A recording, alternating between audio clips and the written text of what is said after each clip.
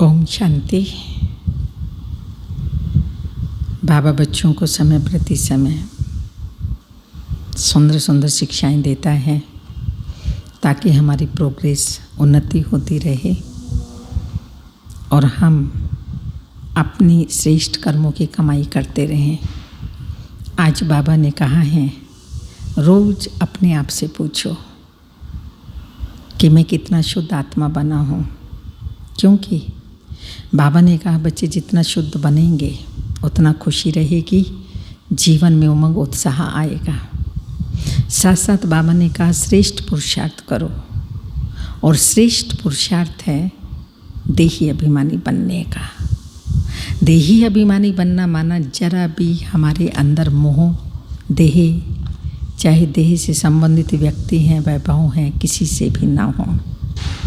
तीसरा बाबा ने कहा बाप समान निरअहंकारी बनना है, मगर इसके साथ साथ अपने शरीर को संभालना भी है।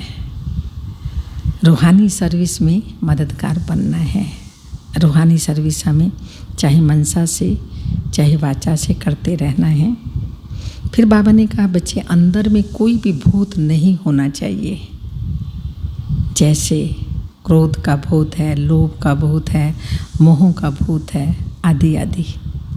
तो ये भी अपनी जांच करनी है कि मेरे अंदर कोई भूत तो नहीं है।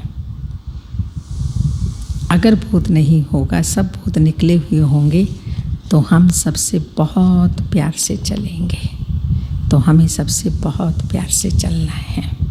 तो सुनते हैं 6 तारीख के बाबा के साकार अनमोल धारणा युक्त मधुर महावाक्य। मीठे बच्चे रोज अपने आप से पूछो, मैं आत्मा कितना शुद्ध बना हूँ। जितना शुद्ध बनेंगे उतना खुशी रहेगी, सेवा करने का उमंग आएगा। क्वेश्चन, हीरे जैसा श्रेष्ठ बनने का पुरुषार्थ क्या है? आंसर है देही अभिमानी बनना।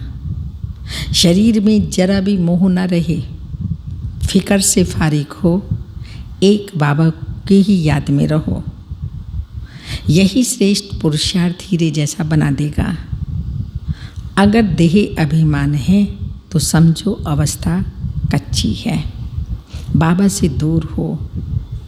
तुम्हें इस शरीर की संभाल भी करनी है, क्योंकि इस शरीर में रहते कर्मातीत अवस्था को पाना है। गीत के बोल हैं, मुखड़ा देख ले प्राणी जरा दर्पण में। ओम शांति। बाप बच्चों को समझाते हैं, जिसके योग बल से पाप कटते हैं, उस बाप के साथ योग लगाने से हमारे पाप कटते, वो बाबा हमको समझा रहे हैं।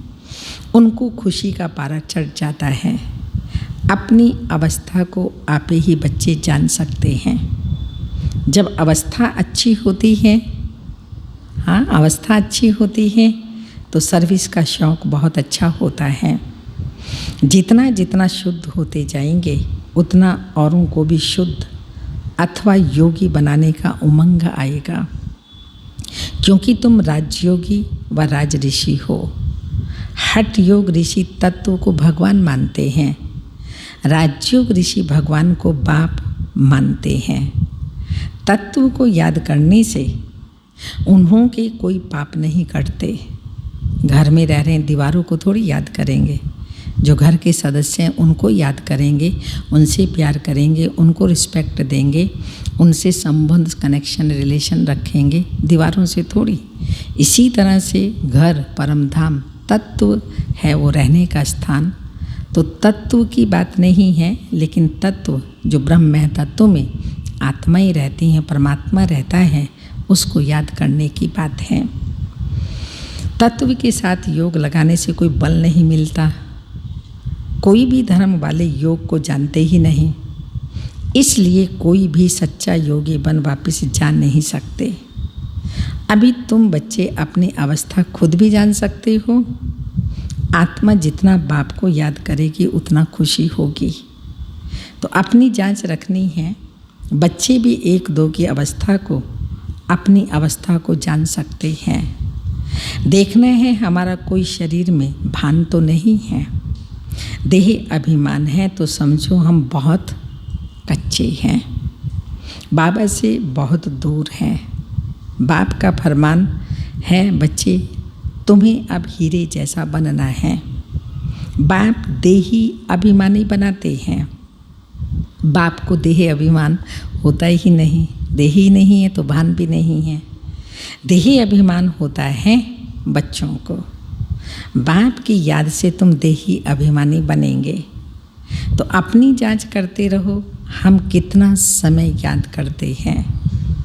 जितना याद करेंगे उतना खुशी का पारा चढ़ेगा और अपने को लायक बनाएंगे।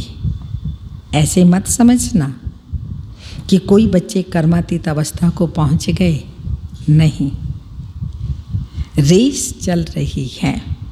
रेस जब पूरी होगी तब फाइनल रिजल्ट होगी, फिर विनाश भी शुरू हो जाएगा। तब तक यह रिहर्सल होती रहेगी जब तक कर्मातीत अवस्था ना हो जाए। हम किसी की बुराई नहीं कर सकते, अंडरलाइन, किसी की बुराई नहीं कर सकते।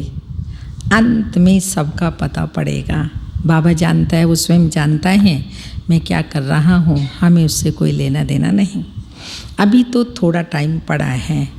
ये दादा भी कहते हैं, मीठे बच्चे अभी थोड़ा समय पड़ा है। इस समय एक भी कर्मातीत अवस्था को पा न सके, बीमारी आदि होती है, इसको कर्म भोग कहा जाता है। भोगना का और किसी को पता नहीं पड़ता, वह अंदर ही पीड़ा होती है।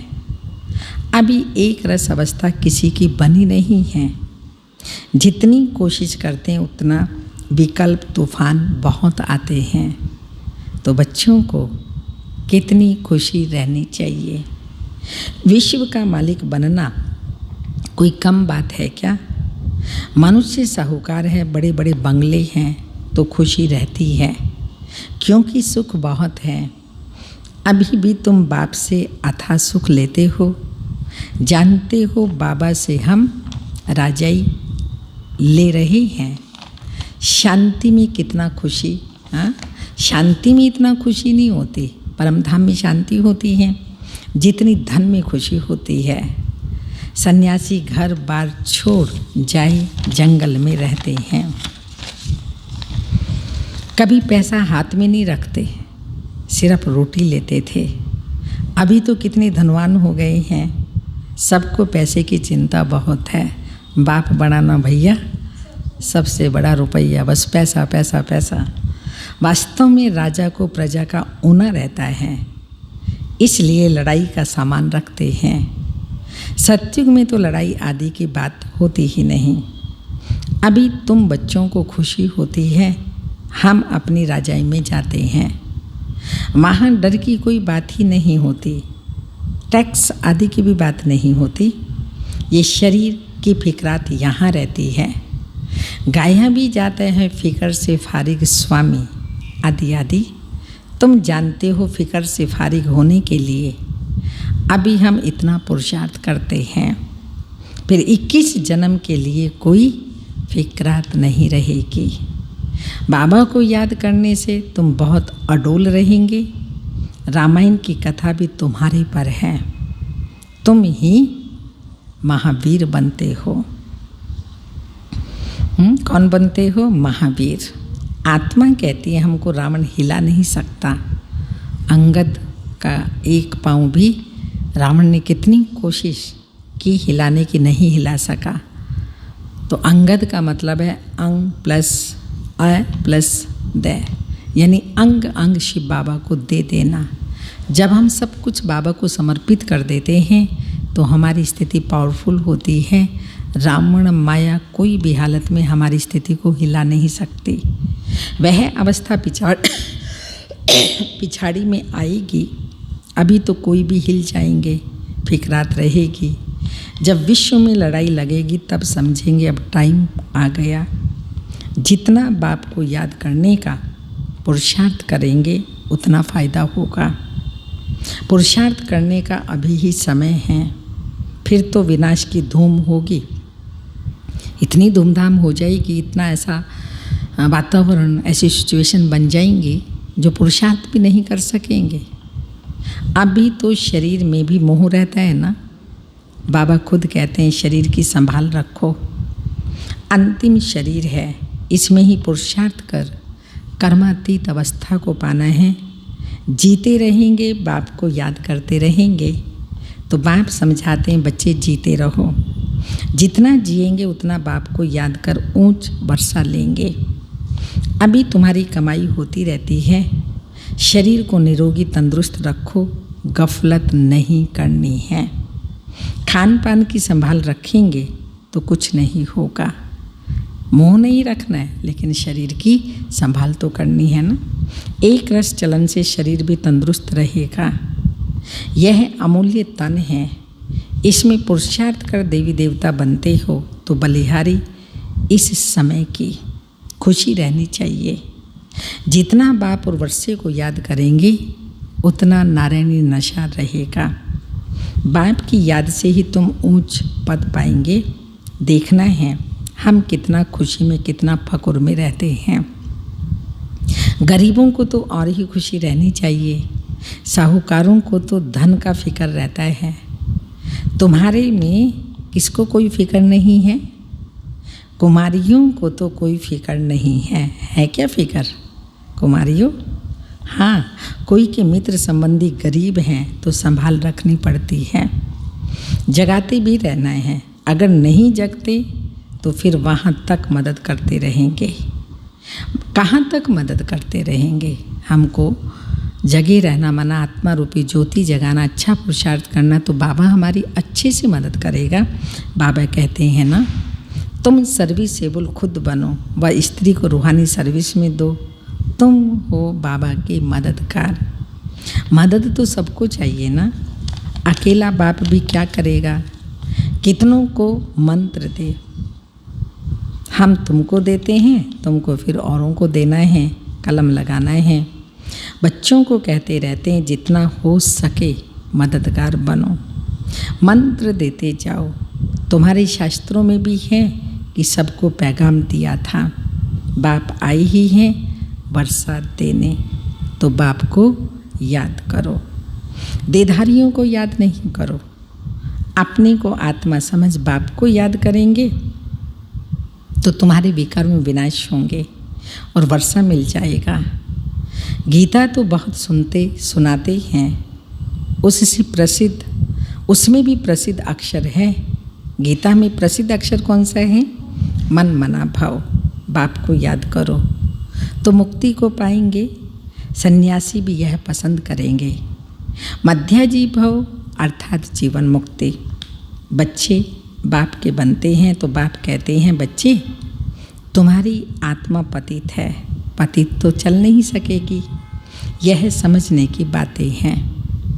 तुम भारतवासी सतो प्रधान थे, तमो प्रधान बने, अब फिर सतो प्रधान बनना है। तो बाप कहते हैं पुरुषार्थ करो तो ऊंच पद मिलेगा। भक्ति तो जन्म जन्मांत करते आई हो, तुम जानते हो। पहले पहले अव्यभिचारी भक्ति शुरू हुई, अभी कितनी व्यभिचारी भक्ति है। शरीर की भी पूजा होती है, वह है भूत पूजा। शरीर की है भूत पूजा। देवताएं फिर भी पवित्र हैं, परंतु इस समय तो सब तमो प्रधान हैं। पूजा भी तमो प्रधान हो जाती है। अभी बाप को याद करना है, भक्ति का अक्षर कोई नहीं बोलना। हाय राम, यह भी भक्ति का अक्षर है। ऐसे कोई पुकार नहीं करनी, इसमें कुछ भी उच्चारण करने की बात नहीं है। ओम शांति भी घड़ी घड़ी नहीं कहना है। ओम शांति माना अहम आत्मा शांत स्वरूप है, सो तो है ही, इसमें बोलने की तो बात रहती ही नहीं।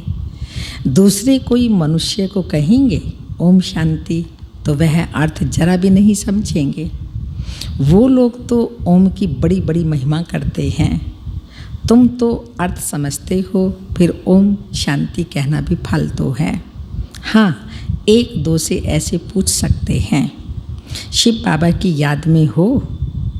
जैसे हम भी बच्ची से पूछता हूँ किसका श्रृंगार करती हो, लच्छू दादी को बाबा कहा करते थे कि किसका श्रृंगार करती हो। जैसे दादी लच्छू दादी खाना आदि खिलाती थी तो बाबा पूछते थे घोड़े का श्रृंगार करते हैं। घोड़े का अर्थ नहीं समझते, शरीर रूपी घोड़ा। धर्म स्थापन करने वाले जो आते हैं उनकी आत्माएं पवित्र रहती हैं। पुरानी पतित आत्मा धर्म स्थापन कर न सके।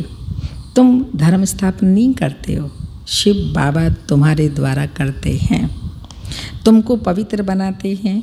वो लोग भक्ति मार्ग में बहुत श्रृंगार आदि करते हैं, यहाँ श्रृंगार पसंद नहीं करते। बाप कितना निरअहंकारी है, खुद कहते हैं हम बहुत जन्मों के अंत जन्म में आता हूँ। पहले सतयुग में होगा तो श्री नारायण, श्री लक्ष्मी से भी पहले श्री नारायण आएगा, वो तो बड़ा होगा ना, इसलिए कृष्ण का नाम गाया हुआ है। नारायण से भी कृष्ण की महिमा जास्ती करते हैं। कृष्ण की जन्माष्टमी मनाते हैं, नारायण का बर्थडे नहीं मनाते। ये कोई नहीं जानते कि कृष्ण सो नारायण नाम तो बचपन का ही चलेगा ना। फलाने ने जन्म लिया, उनका बर्थडे मनाते हैं, इसलिए कृष्ण का भी मनाते हैं। नारायण का किसी को भी पता नहीं है। पहले शिव जयंती है, फिर कृष्ण जयंती, फिर राम की जयंती। शिव के साथ साथ होती है, शिव बाबा के साथ साथ होती है गीता का जन्म होता है ना। शिव बाबा आते हैं बहुत जन्मों के अंत के भी जन्म में। बुजुर्ग अनुभवी रथ में ही आते हैं। कितना अच्छा समझाया हुआ है, तो भी किसी की बुद्धि में नहीं आता। बाप कहते हैं प्रायलोप हो जाता है। क्या बाप कहते हैं प्रायलोप हो जाता है? क्या हो जाता है प्रायलोप? क्या? सतयुग में ज्ञान प्रायलोप हो जाता है। जब मैं आकर सुनाऊं तब तो तुम भी सुना सकते हो ना। अभी तुम बच्चे जानते हो, हम भविष्य में एक्यूरेट देवी देवता बनेंगे। बाबा ने 2-3 प्रकार के साक्षात्कार किए थे। ब्रह्मा बाबा ने यह बनूंगा, ताज वाला बनूंगा, पगड़ी वाला बनूंगा, 2-4 राजाई के जन्मों का साक्षात्कार किया था। अभी तुम समझ सकते हो। इन बातों को दुनिया में और कोई भी समझा नहीं सकते। हाँ, इतना समझते हैं अच्छा कर्म करेंगे तो अच्छा जन्म मिलेगा। अभी तुम पुरुषार्थी भविष्य के लिए कर रहे हो, नर से नारायण बनने का। तुम जानते हो हम यह पद पाएंगे, यह खुशी जास्ती उनको रहेगी। किसको? हमें ये पद पाना है, ये खुशी जास्ती उनको रहेगी जो कर्मातीत अवस्था को पाने का पुरुषार्थ करते होंगे। कहते हैं बाबा हम तो मम्मा बाबा को फॉलो करेंगे तब तो तख्त पर बैठ सकेंगे। ये भी समझ चाहिए कितनी हम सर्विस करते हैं और कितना खुशी में रहते हैं। खुद खुशी में रहेंगे तो दूसरों को भी खुशी में लाएंगे। अंदर कोई खराबी होगी तो दिल खाती रहेगी। कोई आकर कहते हैं बाबा हमारे में क्रोध है, ये भूत है हमारे में। फिक्र की बात हुई ना। भूत को अगर हमारे अंदर काम का, क्रोध का, लोभ का, मोह का भूत है तो भूत को अंदर रहने नहीं देना चाहिए। क्रोध क्यों करें? प्यार से समझाना होता है। बाबा कोई पर क्रोध थोड़ी करेंगे। शिव बाबा की महिमा है ना, बहुत फालतू झूठी महिमा भी करते हैं। मैं करता क्या हूँ? कितना निर्माण है। बाबा कह रहे मैं करता क्या हूँ? मुझे कहते हैं मैं आकर पति से पावन बनाता हूँ। पतित पावन कहते हो ना। जैसे डॉक्टर को कहते हैं हमारी बीमारी दूर करो, वो दवाई दे, इंजेक्शन लगाते हैं। सो तो उनका काम ही है। क्या बड़ी बात है, डॉक्टर है तो इंजेक्शन ही लगाएगा, क्या करेगा? दवाई नहीं देगा, क्या करेगा? तो बाबा कहते हैं ये महिमा थोड़ी है, ये बड़ी बात थोड़ी है। पढ़ते हैं सर्विस के लिए, जास्ती पढ़ते हैं तो जास्ती कमाई करते हैं। बाप को तो कोई कमाई नहीं करनी है, उनको तो कमाई कराना है। शिव बाबा अपने लिए कमाई नहीं करते, बच्चों से कमाई कराते हैं। बाबा कहते हैं मुझे तुम अविनाशी सर्जन भी कहते हो, ये जास्ती महिमा करती है। पतित पावन को कोई भी सर्जन नहीं कहा जाता, ये सिर्फ महिमा है। बाप तो सिर्फ कहते हैं मुझे याद करो तो तुम्हारे विकर्म विनाश होंगे।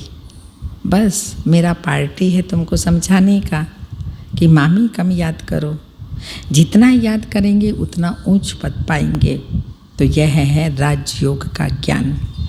गीता जिन्होंने पढ़ी है उनको समझाना सहज होता है। तुम पूज्य राजाओं के राजा बनते हो, फिर पुजारी बनेंगे। तुमको मेहनत करनी है, तुम विश्व को पवित्र बनाते हो। कितना भारी मर्तबा है। तुम सब उंगली देते हो, सर्व के सहयोग से सुख में संसार बनता है। कलयुगी पहाड़ को पलटाने के बाकी पहाड़ आदि कुछ भी है ही नहीं। अब तुम जानते हो नई दुनिया आनी है, इसलिए राजयोग जरूर सीखना है। बाप ही आकर सिखलाते हैं, सतु प्रधान बनना है। जो कल्प पहले बने होंगे उनको समझाने से जचेगा कि समझ रहा है, इसकी बुद्धि में बैठ रहा है। बात तो ठीक कहते हैं। बरोबर बाप ने कहा था, क्या बाबा ने क्या कहा था? मामे का मन मना भाव। अक्षर संस्कृत है, बाप तो हिंदी में कहते हैं मुझे याद करो। अभी तुम समझते हो हम कितने ऊंच धर्म ऊंच कर्म वाले थे, तब तो गायन है कौन सा? 16 कला संपूर्ण निर्विकारी मर्यादा पुरुषोत्तम अहिंसा परमो धर्म। अब फिर ऐसा बनना है, अपने को देखना है हम कहाँ तक सतु प्रधान बने हैं, पावन बने हैं, कहाँ तक नरकवासियों को स्वर्गवासी बनाने की सेवा करते हैं। अच्छा, मीठे मीठे सिक्की लदे बच्चों प्रति माता पिता बाप दादा का याद प्यार। Good morning, diamond morning. रूहानी बाप की रूहानी बच्चों को नमस्ते।